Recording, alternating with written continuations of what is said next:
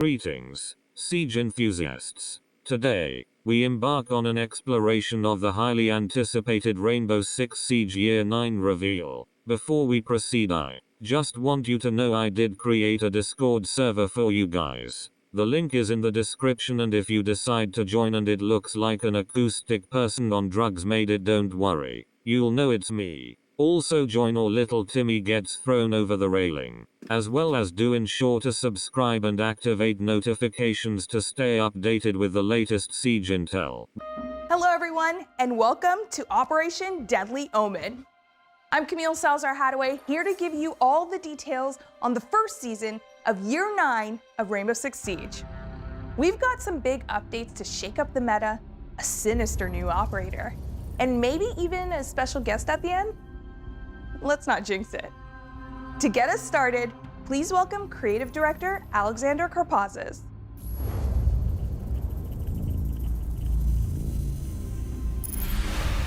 Year 9 Season 1 starts with a bang, and it's all about Operation Deadly Omen.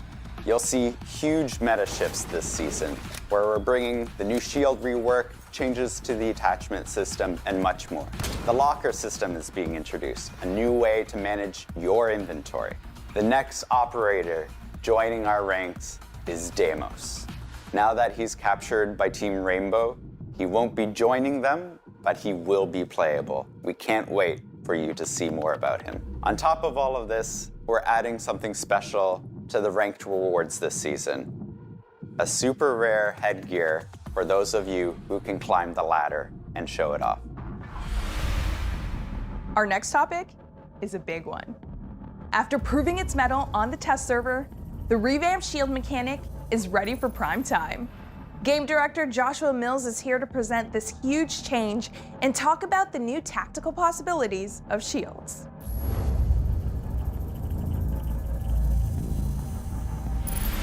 So right off the bat, I'd love to take the opportunity to again thank our community for checking out our lab test server.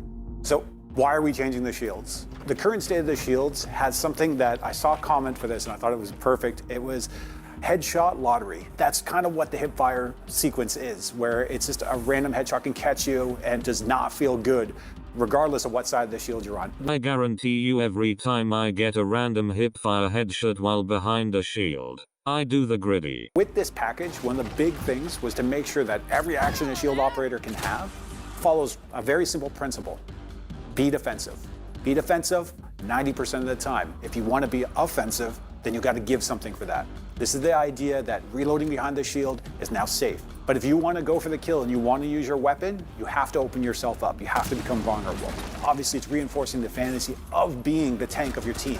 We want you to be able to be in that front line. We want you to be able to carve away the territory. And ultimately, we want you to feel powerful. Right now, we're focusing on the ballistic shields. So this is Fuse, Blitz, Montagne when the shield is not extended. There's a bunch of new things that you can do. One, you can break through full health barricades. You have a melee pushback, and it does damage. You can reload behind your shield. Additionally, you can activate triggerable gadgets from behind the shield. As well, honestly, this rework seems sick and will probably add a lot more strategy when it comes to ballistic shields. Also, that guy is straight up bandit. He's got the beard, the cut, the look. Mans will bandit trick the hell out of you for is deploy your throwables. You will actually move the shield just a little bit to make sure that arm gets out there. Now that said, your head will always be protected. The free look. This is actually what's replacing the hipfire. This means that as Monty, for example, you can approach, they're able to sprint, better rotations throughout the map, but that said, a defender can light up that shield. This will actually stop a shield operator from sprinting. This is one of the key things you can do to start coordinating with your team or setting up for the flanks. With the new addition of the defensive melee, this allows our shield operators to get up close and personal. Something, generally speaking, you don't want to happen. But if it does, you're not out of options. It's important to recognize that whenever you do get hit by a knockback, you have a window of opportunity in which you can light up that shield user. Maybe shoot them in the legs, do something in that reaction, but again, not a position you want to find yourself in. So it's best to use the suppressive fire to keep them at a distance and work with your team. So this is the foundation of our shields going forward.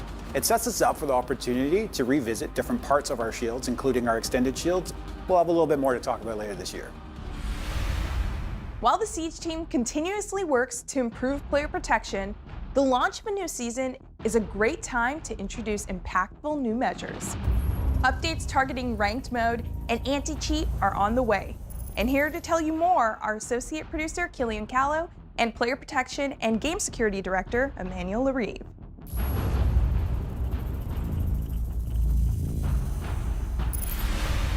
With Deadly Omen, we are introducing new restrictions to play Rank. Rank is our most competitive playlist, the place where you compete against other players based on your performance and skill level. The restrictions target two different groups, returning and new players. Siege is a constantly evolving game. The meta changes, there's new operators, new maps, balancing updates, or even gameplay additions. We know it's not a good experience to be with someone in a team who is not aware of the latest game updates. From now on, we will consider a player as inactive when that player hasn't played any regular PvP match for an entire season. When coming back, the inactive player will need to rediscover the game by winning 5 quick match or standard matches to unlock access to Ranked. Probably for the best. I can't imagine not playing an entire season and then when you come back next season you choose to go straight into Ranked. You gotta admit they got balls. The other restriction is regarding new players. A new player is any player who hasn't played Rank before the release of Deadly Omen. From now on, besides the clearance level 50 requirement to play Ranked, the new players will need to have in their collection at least 10 attacking and 10 defending operators. I imagine this won't really matter as by the time you get to level 50 you will probably have 10 attackers and defenders. The focus of the new restrictions is to preserve the competitive integrity of Ranked while enhancing the experience for all players.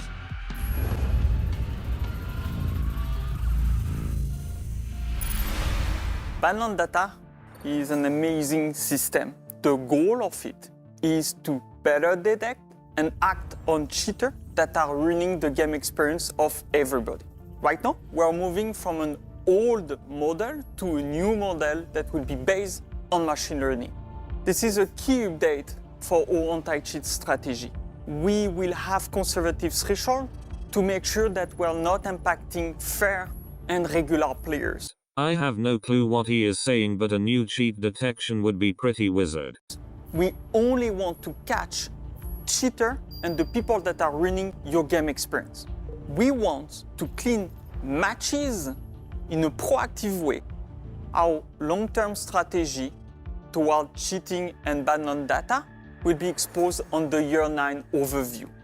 Player protection toward anti-cheat or player behavior are top priority for the project on Siege. In addition to accumulating razor-sharp skills and finely tuned instincts, Siege players have a tendency to collect stylish looks. So we've got a new inventory system to help you make the most of your cosmetic collection. UX designer Nicholas Joshua Klein is here from Ubisoft Berlin to introduce the Locker.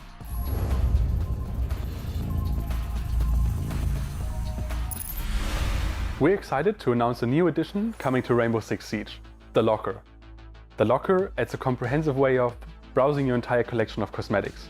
Players will be able to find their items in different categories, such as appearance, for headgear and uniforms, or weapons, for weapon skins, attachments, I don't really have anything to say about this, but it does seem a bit interesting. skins, and charms. Categories hold all items of that type for all operators, and can be sorted by different criteria, such as operator, name, or rarity. Players will also be able to manage their items in more in-depth ways, such as browsing the latest item category, as well as marking items as favorites. Once an item is marked as a favorite, you'll be able to find it in the Locker's own favorites category, as well as on top of your item lists when customizing your operators over in the operators tab. The latest item category lets you find any item you may have received recently, no matter where it came from. Shop, pack, battle pass, it's all in there. Players will also be able to access the pack manager from the Locker, right as the first option on the screen. In the following seasons, players can expect more updates coming to the Locker. As always, we will continue to listen to your feedback. In Operation Deadly Omen, you'll want to take a fresh look at your loadouts as big changes are coming to attachments, including the return of a fan favorite combo. Which combo, you ask? To tell you about that, we'll need game designer Mathieu Lacombe.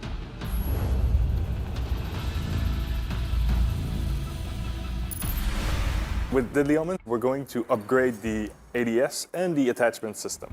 We're going to bring this awesome gunplay and gun feel that we have in Siege, and we're going to make it even better. So for the ADS, we're slowing down the time it takes for you to come from the IP to the fully ADS state. This means that if you have a plan, you're in control of an angle, you're going to get rewarded there.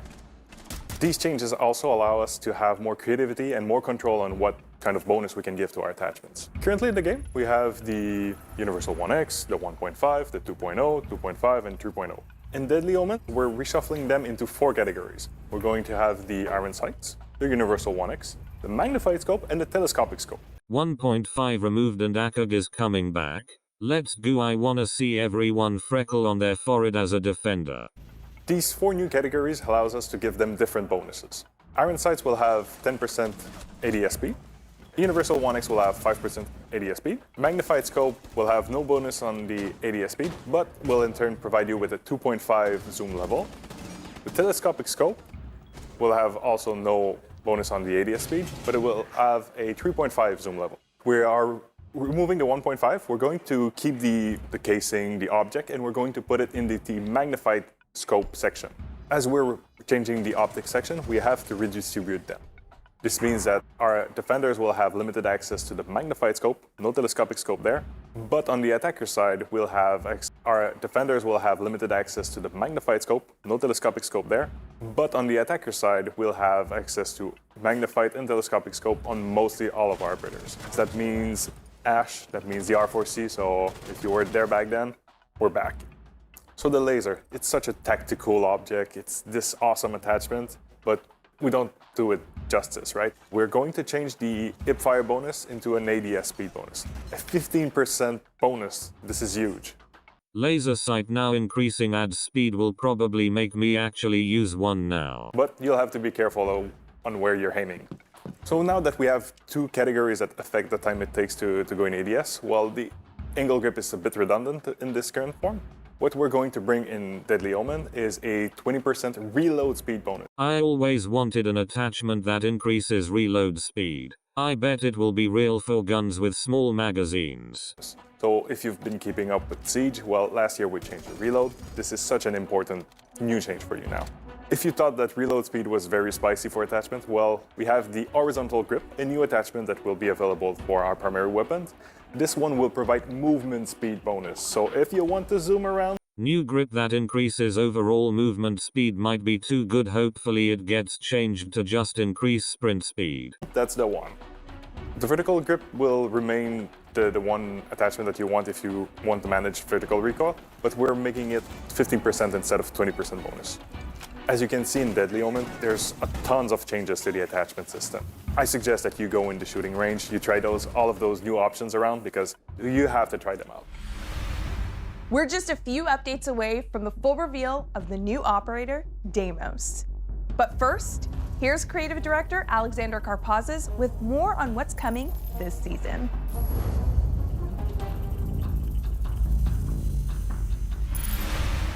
A big feature for player comfort that's coming this season is pre-visualization of projectiles. These are all the gadgets that are throwable. When you're quickly aiming, you'll have a pre-vis trail, and when you stop and pause for a bit, you'll have a completed arc. This is pretty cool feature unless you have a teammate that tries to sniff the explosive mid-throw. For experienced players, this is not about lowering the skill ceiling. Instead, this is giving you the confidence to set up sights quickly and not to have that moment that we've all had, where you throw a C4, it gets caught on a window ledge, and now you hate yourself. We have a lot of gadgets that are throwable, each with its own unique way of being thrown, and this gives a lot more confidence and a lot more power to the player to do the strategy that they want to do. And for those of you who don't want the system turned on, there is always an option to toggle it off as well.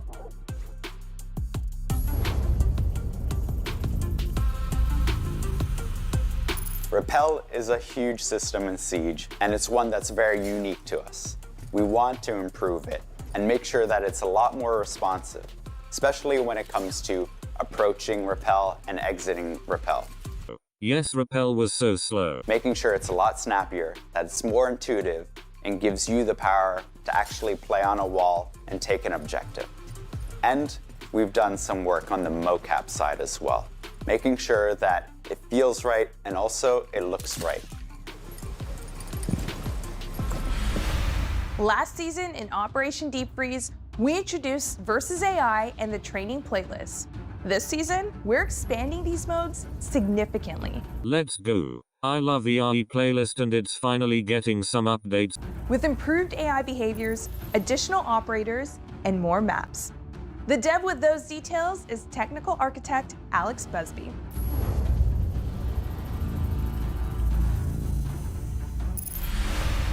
Year 9 Season 1 is a big season for the Versus AI playlist. We're adding 5 new maps to the playlist, meaning players can play against the AI in Chalet, Cafe, Bank, Consulate, and Oregon. The Versus AI playlist was introduced last season with 1 map and 5 operators for the defenders to play as. This season, we're adding 5 new maps, and the AI will be able to play as 2 new operators, Melusi and Alibi. On top of that, we're adding 6 new operators that the players can play against the AI as. Players will be able to use Ash, Finker, Buck, Jackal, Lion, and Iana. 7 defenders and 11 attackers is definitely an improvement from the previous selection. Year 9 Season 1 isn't just about new content. The AI will be getting better and smarter. And, more importantly, they will be less easy to bait. We've analysed how they play against players and improved our models and our behaviours, so hopefully they will provide more of a challenge to our more experienced players. AI improvement will be nice, especially if it means they will stop seeing my cheeks through smoke grenades. The Versus AI playlist is not the only feature that is getting a big content drop this season. The training playlist was introduced last season as Map Run. This season, we're introducing 4 new maps to this playlist: Skyscraper, Coastline, Border, and Nighthaven. We have big ambitions for both the Versus AI and the training playlist. I mean, this is an alright mode. Nothing else to say. Each season we'll see more content, better behaviors, more player-like AI, and hopefully positive feedback from the community. This season's operator balancing target is Azami. And we're also making some tweaks to LMGs, which game designer David Perpignan will tell you all about.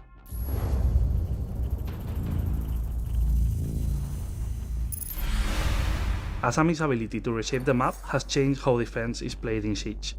She's brought new gameplay and new strategies, and that's always great, but she's bringing some frustrating situations for attackers. The first one is that Kiva barriers can be deployed from afar, and this is causing attackers to have issues destroying them, and the second one is that explosives are the main way to deal with them, and this is causing a lot of stress on attackers' operators lineup and also on the explosives economy. From now on, Kiva barriers will be vulnerable to bullets. For example, the 5.56 from Thermite will require 36 bullets to destroy a Kiva barrier. The 4.17 DMR will require 11 bullets, and the Supernova shotgun will require only 3 shells. This will definitely be somewhat of an impact. As always, in balancing, we will keep an eye on these changes and iterate in the future if it's required.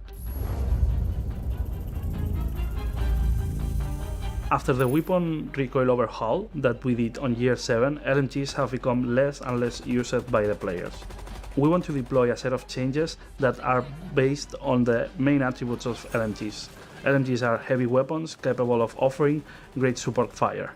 We choose 2 main changes for this patch. The first one is that we will review every recoil on LMGs and make them easier to control. You should expect a recoil in between what we had in Year 7 and what we have right now. The second change is that LMGs will make operators move 10% slower. I was about to say they are so slow. Remember that we release a new attachment, the horizontal grip, that will help you to increase your speed by a 5%. So this can help you to counter this change. These changes should incline players to play LMGs more like a support weapon rather than an entry kill weapon. Now it's time to meet the operator who gives Operation Deadly Omen its ominous name. Damos joins the attacking team armed with his vendetta and a gadget to help him track and hunt down his foes. Creative director Alexander Karpazis is here to share the insights on this operator's design. Then we'll go to director of gameplay design Jeremy Carvin and game designer Justin Laranger Aluwalia for details on Damos's threatening gadget.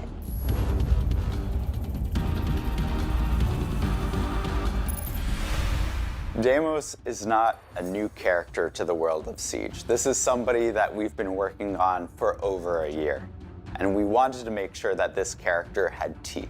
that he still remained a villain even when he was captured. We wanted to give him that half cape. We wanted him to mask his identity. He's inspired by Bass Reeves, a historical character who could be a sheriff or an outlaw himself. The character went through a lot of iterations when it came to the mask. We wanted something that kept all of the players guessing who he is, and we went through a dozen of masks that fit the profile of somebody I'm glad they didn't settle for that third one. That is terrifying. who is always thinking, who is very strategic, and who is going to challenge Rainbow. This device idea comes from the US military, which has developed a type of nano flying drone that we always wanted to introduce into Siege. These are flying machines shaped as small helicopters, and they are very fast, hard to see, and they can scan and spy quickly what's going on around and detect an enemy. We wanted a device that could create a link between him and his target, and this piece of technology was the perfect element. And Defender, beware, because when you see this flyer, this is just a matter of time before Damos shows up. One by one, every operator dies. That's the promise Damos made when he made his devastating first appearance last year, and it's a promise he intends to keep. Damos specializes in hunting down his That bandit just got laid out. They didn't even tuck him in or read him a bedtime story. targets with ruthless efficiency. To that end, he's bringing a collection of small probes called Deathmark trackers. These little machines will seek out their target no matter where they are on the map and relay their location to Damos and only to Damos for a period of time. Of course, it can't be said that Damos isn't the sporting sort. While Damos' Deathmark tracker is active, he'll reveal his own position to his prey, albeit with slightly less information. He'll also restrict himself to his custom revolver for the duration of the hunt, though as his victims soon find out, that's hardly a disadvantage. No one bites the dust. To use a Deathmark, Damos first needs to identify a target. He can do this by having him or his allies scan enemies or their gadgets during the prep phase or action phase. This will add them to Damos' target list. Damos can cycle through targets using the alternate ability mode input.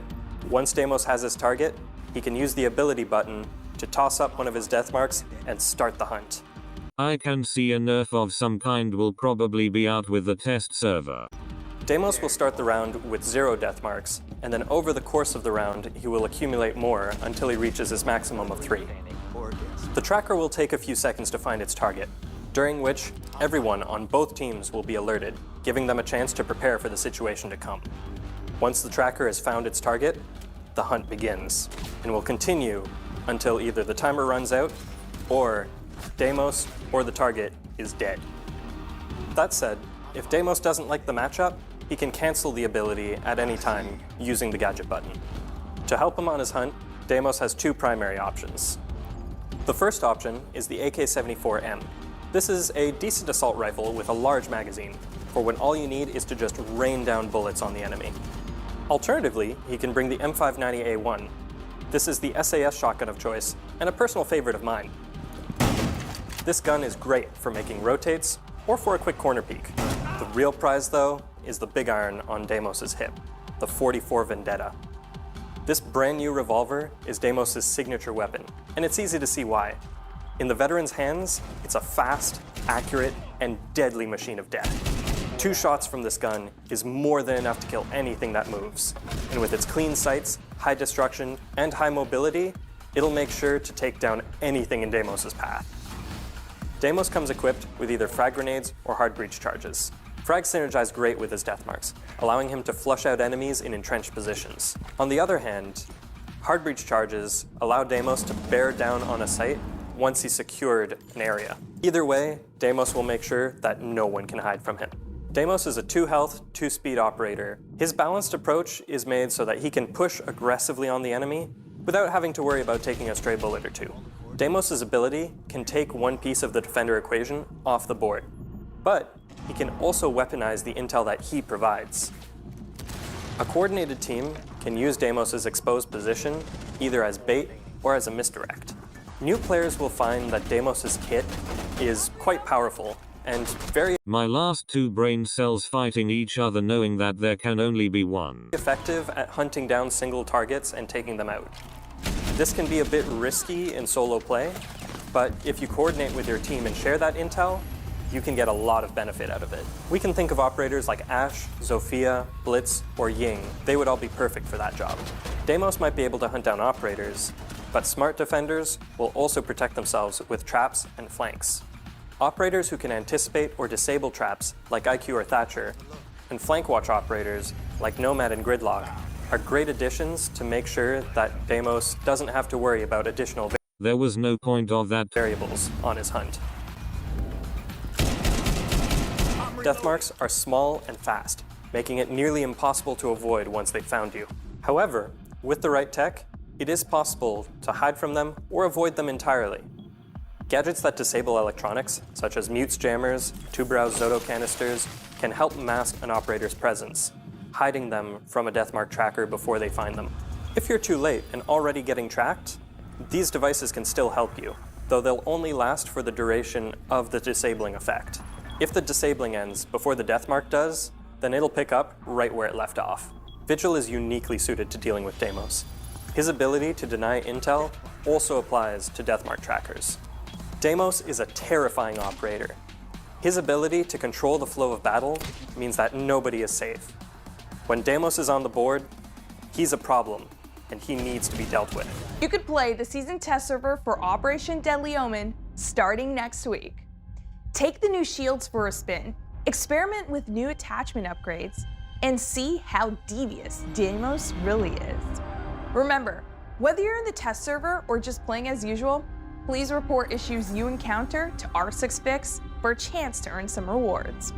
We're also hyped for the live reveal of Year 9 of Rainbow Six Siege tomorrow at the finals of the Six Invitational in Sao Paulo. Until then, here's one more thing to celebrate. Happy Lunar New Year.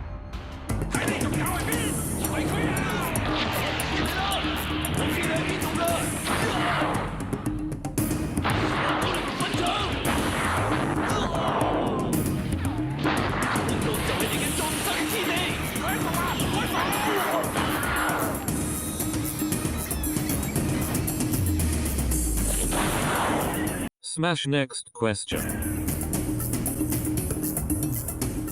But that is about it. Thank you for watching and I will see you in the next one, eventually.